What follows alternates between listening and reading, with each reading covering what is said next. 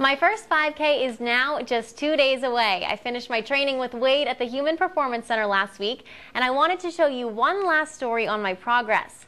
Back in October, I showed you my first day on the plyometrics platform, and I was hopeful that on my last plyo day there would be some improvement.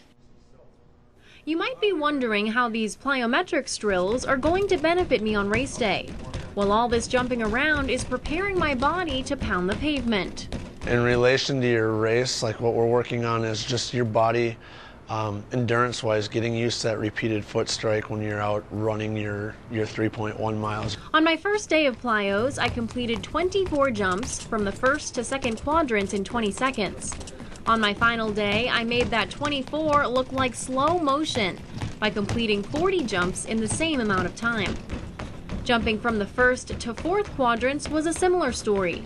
On day one, I completed 25 jumps in the 20 seconds, and by the end I had upped it to 37 jumps. And you must remember, my friend, the foam block. On day one, there was some squealing before I completed 12 jumps in 10 seconds. On the last day, I still didn't like the foam block, but there was less noise, and I improved from 12 jumps to 19 in the same amount of time. And there's more good news, especially as we head into the winter months. My plyometrics training might actually benefit me long after the race is over.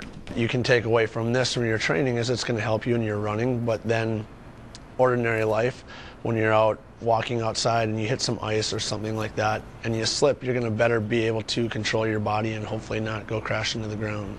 My plyo scores increased by 48% throughout my training. With better balance, foot speed, and agility, I feel ready as I'll ever be for this 5K. The Turkey Trot is Thanksgiving morning with registration beginning at 8 and the races and walk starting at 9:15. A lot of people see it as a good way to fit in some exercise before feasting later in the day. But the event also raises money for a special cause. Don't miss my story tomorrow night about a little girl who lives with cystic fibrosis.